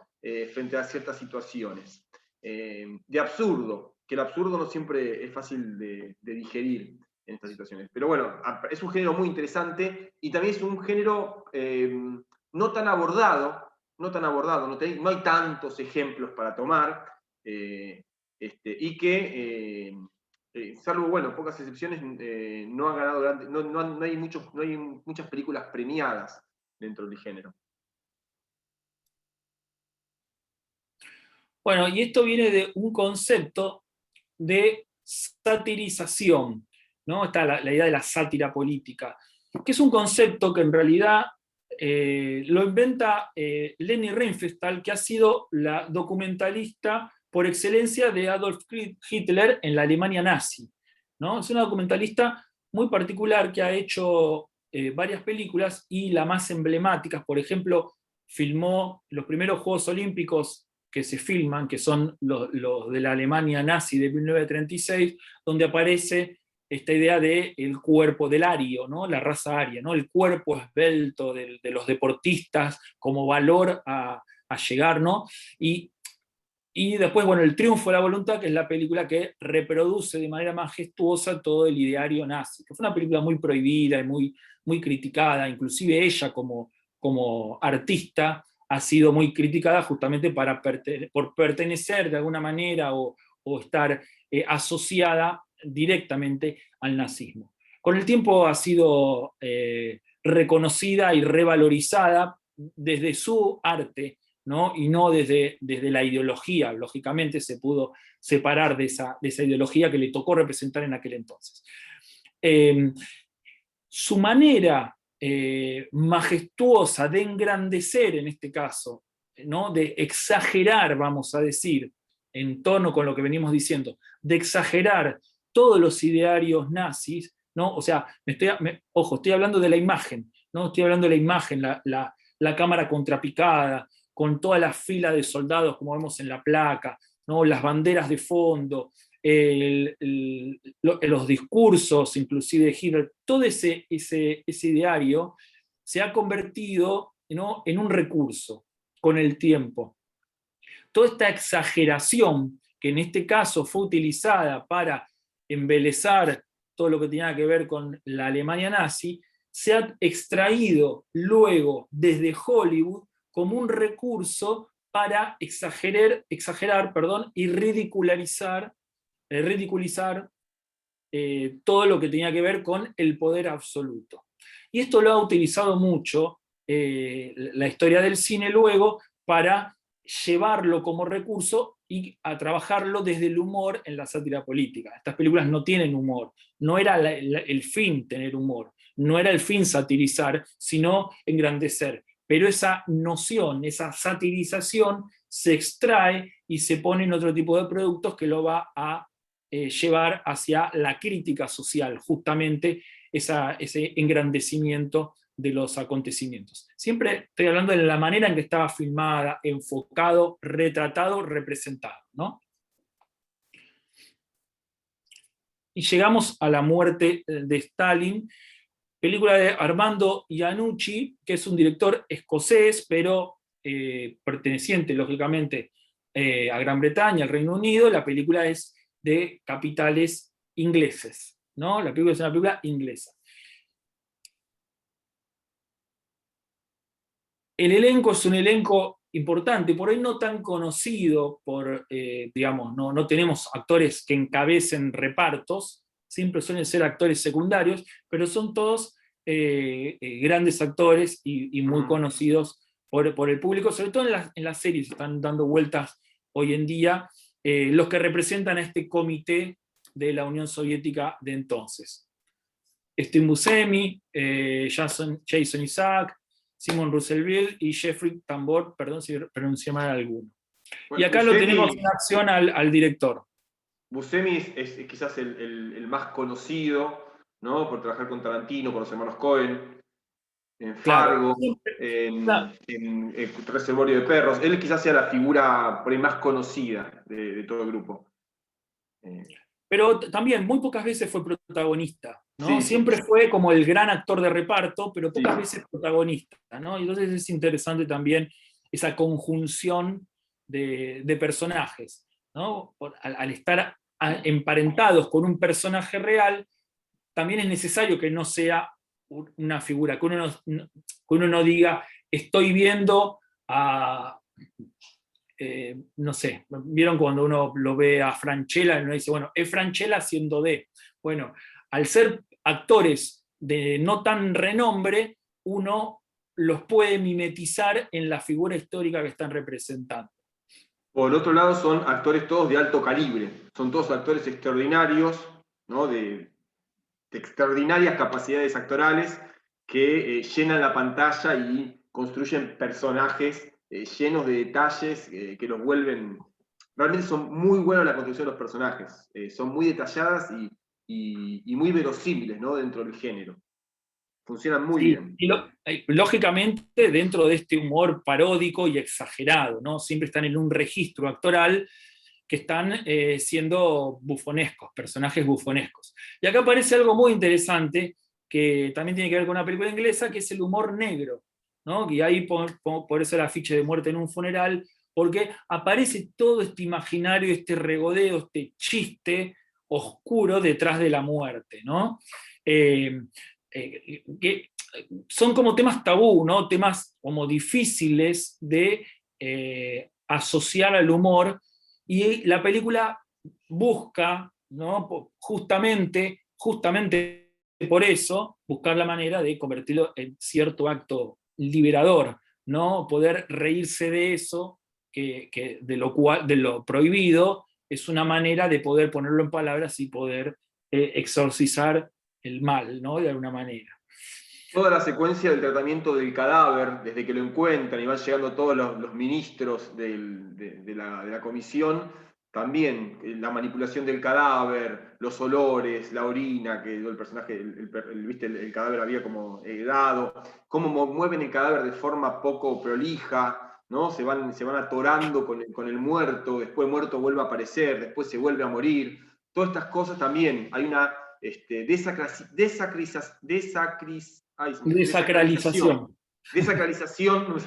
desacralización, ¿no? De todos los tabúes relacionados, por ejemplo, con el respeto o el temor a la muerte. También eso es el humor, ¿no? El humor es el bufón que se ríe en el cementerio mientras se desentierra un cadáver. Por eso, por ejemplo, también en muchas de las tragedias de Shakespeare aparecen bufones o personajes locos, ¿no? Que en situaciones extremas se ríen justamente de las desgracias del destino. Y creo que los ingleses son especialistas en hacer chistes de funeral, ¿no? Totalmente. Y en este caso aparece algo que es muy reiterativo de Occidente, que siempre que puede, y últimamente es bastante recurrente, le pega un palo a la Unión Soviética, en este caso también, y ahí está la relación con la actualidad que el corto tiene, desde el imaginario asociado al comunismo, ¿no? Porque ahora vamos a ver cómo los temas centrales que se parodian son los relacionados a cierta organización diferente que tiene, en este caso, la Unión Soviética, de todo el mundo capitalista de Occidente, democrático, llámenlo como quieran. Ahí aparece también el gran imaginario cinematográfico primero, ¿no? El cinematográfico, en cuanto a lo cinematográfico, cuando se habla de la Unión Soviética o de los rusos, se piensa en las conspiraciones, en la película de las Guerras Frías, en la película de espionaje, ¿no? Siempre hay algo que se está tramando que es diferente a lo que se pensaba, el doble agente, el que tira para dos bandos, ¿no? Siempre aparece esa idea alrededor de los servicios secretos rusos, la KGB y la crítica, ¿no? Porque siempre va por ahí, porque la CIA también son los servicios, y también James Bond pertenece a los servicios secretos del Reino Unido, ¿no? Pero acá es como la posibilidad de golpear justamente, como de refilón, y a veces más claramente, de manera más explícita, a todo este imaginario asociado a el comunismo, la miniserie de Chernobyl también pensemos, ¿no? Siempre aparece esto como nuevamente y se está poniendo en boga hoy en día en el contexto sociopolítico internacional. Y acá vienen uno por uno estos imaginarios, ¿no? La idea del comité para decidir que tiene el Partido Comunista, en este caso de la Unión Soviética, que supone cierta democracia. Las decisiones se deciden en comité, no lo dirige no la decide arbitrariamente la cabeza, y sin embargo vemos que hay cierta parodia, ¿no? Un personaje dice, che, ¿podríamos votar esto? Bueno, dale, y tal cosa, y empiezan a levantar la mano, y sin ningún tipo de convicción, ni ningún tipo de creer realmente en qué es lo que en este caso el pueblo necesita. Esta idea del pueblo, el pueblo siempre aparece fuera del palacio, siempre aparece como dañado, utilizado por estos personajes que representan el poder. La burocracia que mencionaba Federico, ¿no? Cuando encuentran muerto a Stalin, tienen que llamar al médico, y para llamar al médico, no, pero ¿cuál es el protocolo para llamar al médico, ¿no? Y lógicamente el tipo necesita asistencia inmediata, pero como pertenecen a un sistema sumamente burocratizado, esa burocracia lleva a que se demore infinidad de tiempo, y de manera kafkiana tenía que ir a buscar una horda de médicos para tener el diagnóstico final de la muerte de Stalin.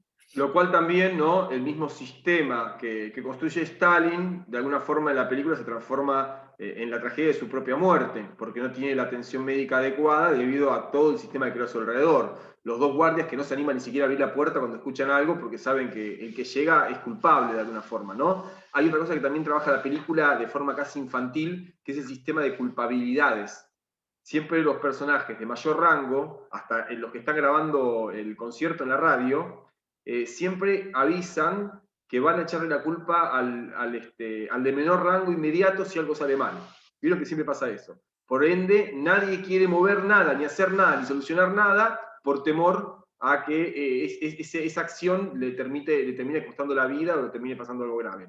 Justamente esa misma lógica es la que hace que, por ejemplo, cuando el tipo cae desmayado en su despacho, con aparentemente un paro cardíaco, no se sabe bien de qué, los soldados se queden como si nada, inmutables, por este sistema de culpabilidades y de castigos. Y de miedo al poder todopoderoso que, así como los permite vivir, los puede mandar al fusilamiento. Bueno, y la idea de esto de la puesta en escena, ¿no? La fotografía con la nena, ¿no? Esta idea de que la figura humana de Stalin es una fotografía que tiene como una nena. Entonces, cuando muere y el sucesor pide hacerse una fotografía con esa nena, ¿no? Y bueno, la puesta de escena de la fotografía, el conseguir a la nena cuando la consiguen es más grande, bueno, todo ese chiste, que por cierto a mí me resultó bastante gracioso, es parte de esta idea de que el pueblo, o sea, la noción del pueblo que tienen los que mandan en este caso es completamente artificial, ¿no? Es una puesta en escena. En realidad no tienen ninguna empatía, ni ninguna relación, ningún aprecio por ese pueblo que está en las afueras del palacio.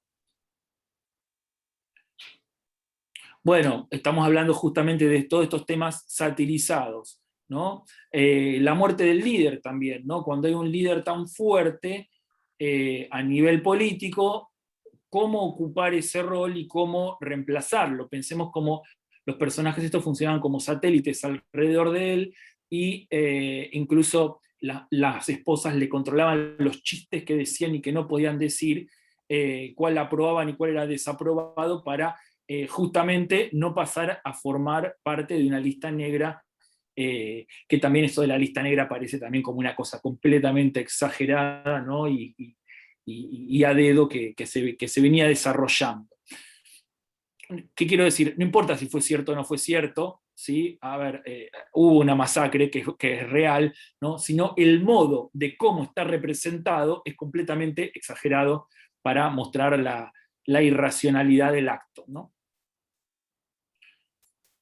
La idea de la película también construye como personajes corales, ¿no? Que podemos como dividirlos en distintos momentos y en distintos fragmentos. Si bien hay una historia lineal que se construye, que es la sucesión del líder, aparece esta élite gubernamental y cómo cada uno de ellos que forman el comité se va moviendo y cómo se va desarrollando, ¿no? El personaje de Bari, o Beri, no recuerdo, bueno, el personaje de Nicolai, que termina sucediéndolo, este personaje que vemos en la placa, que es el líder del Ejército Rojo, que también goza de determinado poder, porque es el que terminó con la Segunda Guerra Mundial, es porque el que eliminó al gran dictador, el que, digamos, entró en Berlín y terminó con el ejército nazi. Entonces el personaje también goza de cierta impunidad que le permite ir mucho más lejos en sus actos que el resto de los personajes, ¿no? También como la película va mostrando también como los problemas del poder absoluto y hasta dónde puede llegar a controlar. Aparece también como personajes, todos estos personajes están como caricaturizados. Es interesante como la pianista, la que es como una chica del pueblo, si bien una chica que también aparece ahí tocando el piano en la orquesta, ¿okay? No está caricaturizada, ¿no? Esto como personajes tiene un registro mucho más realista, mucho más humano, si se quiere, para la trama, ¿no? Los personajes parodiados y caricaturizados son los personajes que tienen poder en la trama, ¿no? Esto es importante destacarlo. Ahí aparece la chica. Bueno, los hijos de Stalin, ¿no? También personajes bastante bufonescos o particulares, también caricaturizados, ¿no?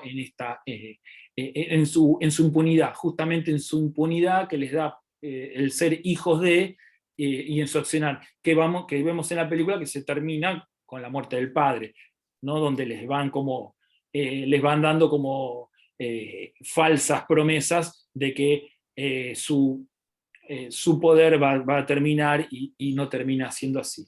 Entonces, a nivel cinematográfico, la película construye una trama, va tejiendo distintas tramas y va tejiendo distintos registros, ¿no? El género en general, por supuesto, es la sátira social y es la parodia, pero también enmarcado dentro de una trama de conspiraciones, ¿sí? De conspiraciones a nivel ascenso de poder. Y no todos los personajes están representados con el mismo registro actoral, sino que los personajes del pueblo son mucho más realistas, normales y humanos, que el resto, que son representados como personajes siniestros, mezquinos, crueles, peligrosos. Y es interesante, ya para ir terminando, el proceso judicial cuando encuentran a un chivo expiatorio, ¿no? Hay alguien que es el personaje de Berry, ¿no? Que tienen que, o sea, hay una masacre, ¿no? De todo ese pueblo que viene a despedir al gran líder, a Stalin, ¿no? Y se da una situación que termina siendo masacrado parte de ese pueblo y alguien tiene que cargar con la culpa del hecho, ¿no? Alguien tiene que ser el chivo expiatorio, hacerse cargo, asumir las responsabilidades. Y deciden, ¿no? En un proceso judicial bastante poco serio, enjuiciarlo a él, enjuiciarlo y castigarlo, juicio y castigo, ¿no? Que lo terminan fusilando. Ese juicio me hizo acordar mucho a el juicio final de M el vampiro, película de Fritz Lang de 1931, ¿no? Donde vemos a una cantidad de personajes cargados de odio que al asesino y pedófilo, que es el protagonista de la película, estoy hablando de la película de Fritz Lang, deciden matarlo, ¿no? Y deciden matarlo cargando el odio. Y es muy interesante porque la película finaliza un poco con ese acontecimiento, la muerte de Hitler, la muerte de Stalin finaliza con ese acontecimiento, con ese proceso judicial bochornoso, por llamarlo de alguna manera, y lo mismo sucede en El vampiro, ¿no? Como un montón de personajes que también tienen sus culpas, porque es lo que hace Barry antes de morir, dice, vos hiciste esto, y vos hiciste lo otro, y vos hiciste lo otro, y una manera de exonerar sus culpas y sentirse buenos es acusar al otro. Poner el mal en el dedo que acusa al otro de los actos. Eso me libra a mí de responsabilidades y me pone en un lugar mucho más santificado, sin que lo sea, ¿no? Y esto es lo que la película de Friedland marcaba y que se repite en La muerte de Stalin, ¿no? El personaje que muere en la película de Friedland es un pedófilo y es un asesino de niños, asesino serial, y en la película de La muerte de Stalin es la mano armada de Stalin, es el que maneja los servicios secretos y es el que ordena, tortura y ejecuta las listas negras. Son dos delincuentes y merecen el final que tienen, ¿no? Partamos de ahí. Pero el hecho del juicio es bochornoso. Es bochornoso porque simula un juicio legal y justo en un sótano en la película de Friedland y en un granero en la película de La muerte de Stalin. A escondidas del gran público, en una acusación que se lee en un papel rápidamente, y es la manera de sacarse culpas a los que van a continuar y suceder en el poder, sabiendo ellos mismos que la siguen teniendo. La película de Friedland de alguna manera estaba anunciando, hay lecturas que dicen que estaba anunciando la llegada del nazismo, ¿no? Esta idea de acusar al otro y dirigir el odio a un otro y liberarse de culpas y sentirse pulcro, estaba anunciando en 1931 lo que iba a ser la Alemania nazi con el pueblo judío, ¿no? Y acá lo vemos en Muerte de Stalin, en esta sucesión del poder luego. Me pareció muy interesante esa relación y que justamente está mostrando modos de accionar sociales y del poder. Para conservar el poder, modos criminales de accionar. Sí, siempre decimos que la estructura del cine clásico, en la primera secuencia, en los primeros 3, 4, 5 minutos, trata de narrar un microcosmos del tema general de la película. Y acá, bueno, justamente esta cuestión que hablamos antes de echarle la culpa al otro, de buscar un culpable, un chivo expiatorio por mis propios errores o por mis propias equivocaciones, es un tema que transita toda la película. Todo el tiempo está esa búsqueda que justamente termina con el asesinato en ese juicio kafkiano que estaba a cargo de los servicios, ¿no? De los servicios de inteligencia, etcétera, que secuestraban personas.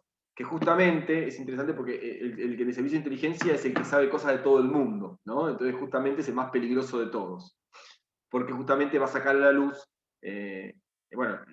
los pecados, las bajezas de todos los personajes.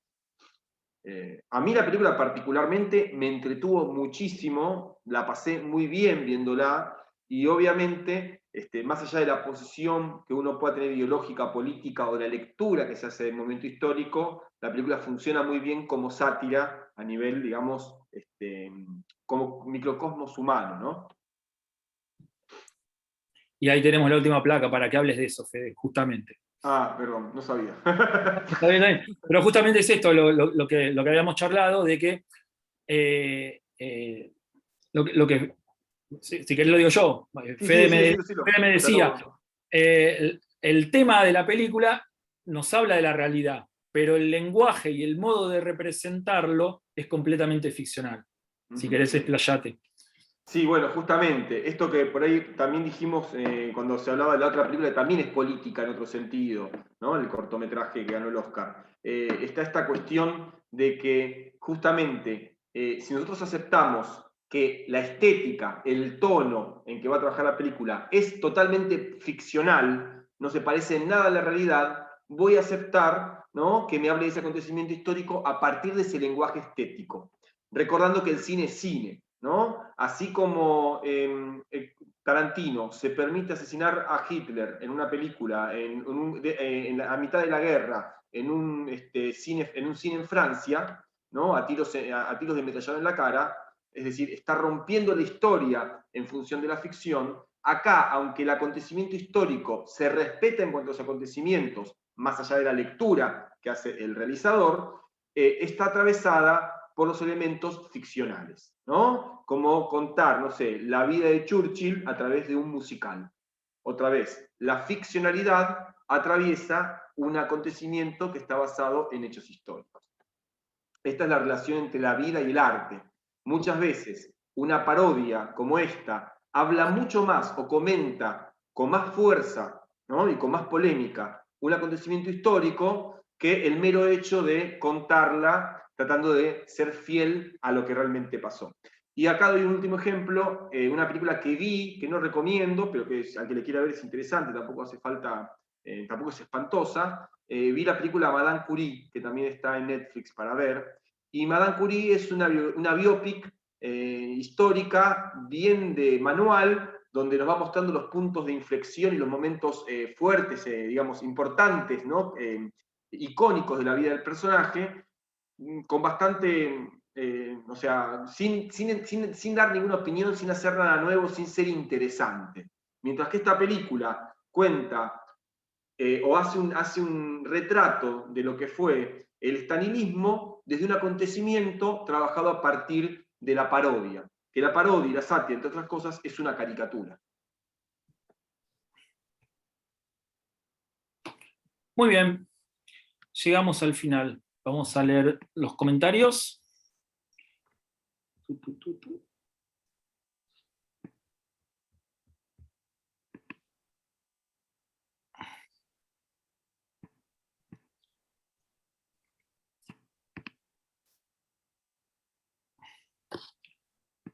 A ver, voy a ver si querés ir leyendo, Fede, yo voy a dejar de compartir, así puedo leer. ¿Creen que el director quiso mostrar también que la actualidad de las fake news, la live fire, las feroces internas políticas y las puestas en escena de los candidatos para mostrar que son populares, etcétera, no tienen nada que envidiarle a aquellas modalidades siniestras del buró soviético? Acusar al opositor de los males propios, dice acá Lidia. Y siempre, como decimos nosotros acá, el cine histórico, o el cine que aborda la historia, está en diálogo con el momento histórico en que se hace la película. Hay un diálogo entre el momento que se elige hacer esa película y el momento histórico que se quiere retratar. Inclusive, qué se quiere retratar ese momento histórico y cómo se quiere retratar es una decisión de época, que siempre habla del presente, ¿no? Hoy que estamos en un momento donde las redes, las comunicaciones y los personajes políticos, como lo mostraba, por ejemplo, la película Hater, que vimos también acá, se muestra a partir de las redes sociales y a partir de su imagen pública, a partir de las redes sociales.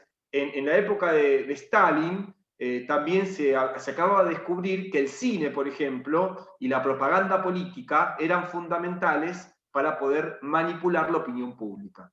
Así que desde ese lugar hay una consonancia histórica, ¿no?, que podríamos como espectadores o como cineastas, si hiciéramos una película, encontrar entre ambos acontecimientos. Así que sí, es completamente correcta la idea de pensarlo así.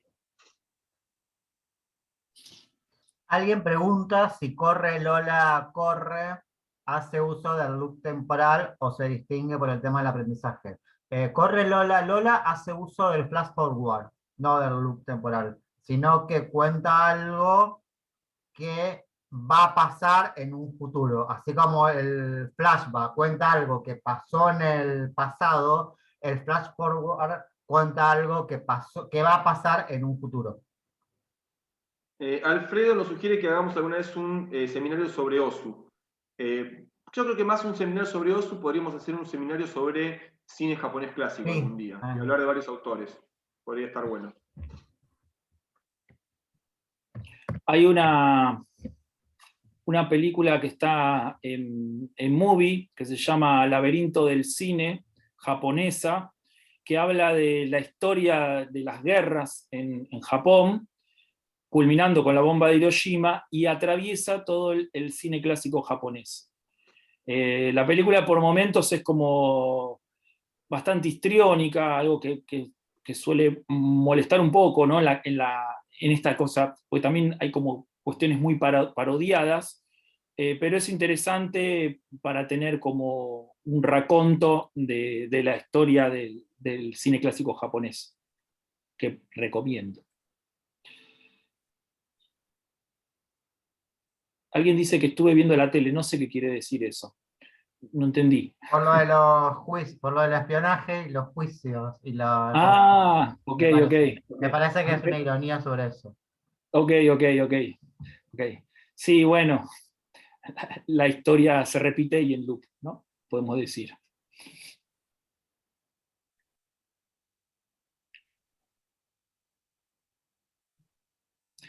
Se podría decir que algunas películas de viajes en el tiempo también tienen un loop temporal.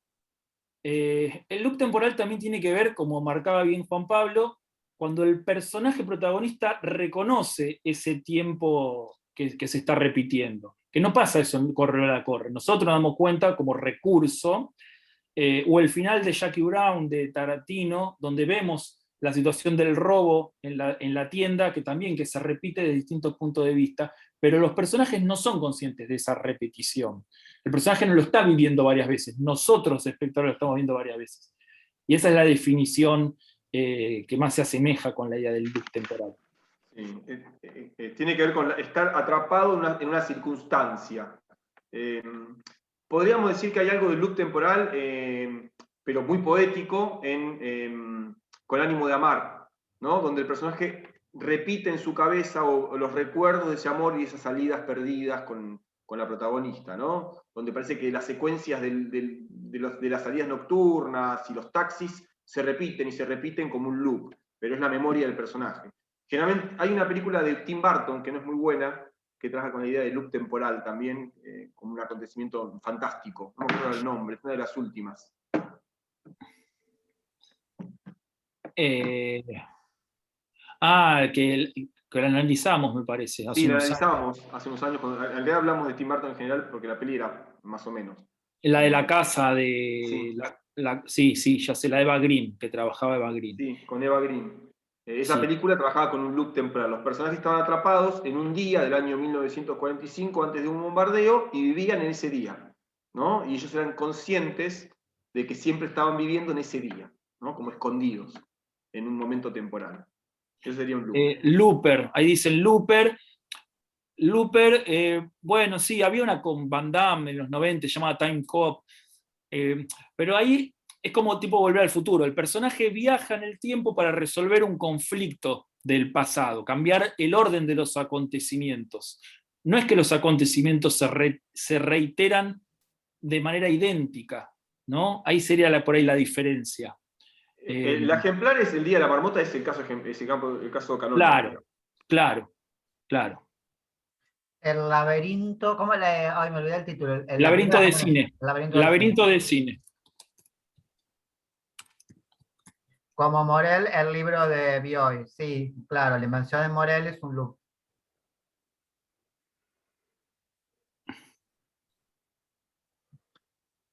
Alguien dice que el loop es como una cinta sin fin. Sí. Podría ser, sí, porque podría darse eternamente. Como el libro Morel, de Bioy Casares también.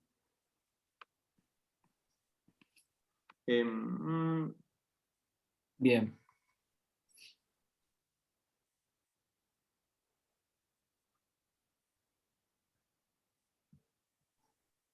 Viviana pregunta qué sabemos de dos películas que yo no sé absolutamente nada porque no las vi. Bala Perdida, no me acuerdo cuál era la otra. No las vi, Viviana. Bala Perdida, leí de qué trataba y no me interesaba. Y la otra, no sé, después te averiguo porque no la tengo registrada. Lo diferente entre La muerte de Stalin con otras sátiras que se nombran no es el hecho de que es muy fiel a una de las dos versiones históricas de cómo murió Stalin. Creo que lo que quieren decir es que, a diferencia de otras sátiras que nombramos, esta estaría como muy asociada al acontecimiento histórico real, vamos a decir, ¿no? Eso es por ahí lo que quiere decir. Puede ser, siempre la sátira muchas veces lo que hace es separarse un poco del acontecimiento para caricaturizarlo, ¿no? Como el caso de Chaplin, él, el gran dictador, no hace de Hitler. Todos sabemos que es Hitler, pero el país y el régimen es inventado. En este caso sí, directamente se trabaja sobre la historia y se parodia sobre la historia. Pero por ejemplo, si pensamos en Jojo Rabbit, más allá de que sucede desde el punto de vista de un niño, sí son los acontecimientos de la Segunda Guerra Mundial y de la llegada de los aliados al territorio alemán, por ejemplo. Pero desde el punto de vista de la mirada de un niño. Hay dos acontecimientos reales en un ámbito de la parodia. Acá Viviana me aclara que son las películas del ciclo coreano. Pensé que Bala Perdida porque hay una película Bala Perdida que está en Netflix. Mexicana, de esa. ¿No? Sí, las del ciclo coreano yo no las vi, no sé mucho porque acá no se dieron, pero siempre son películas buenas, las del cine coreano, sobre todo si están en las Lugones de San Martín. Son 3 clásicos modernos de la cinematografía actual coreana. Ahí me corrigen que yo había tenido la duda que Mein Führer no es Ha vuelto, que son películas distintas. De cualquier modo, ambas son parodias, ¿no? Ambas son sátiras sociales. Pero sí, es cierto. Por eso me surgió la duda. No yo recomiendo Ha vuelto, es muy divertida. Sí, hasta hace no mucho estaba en Netflix Ha vuelto. Sí, la sacaron, yo la busqué esta semana y no la busqué.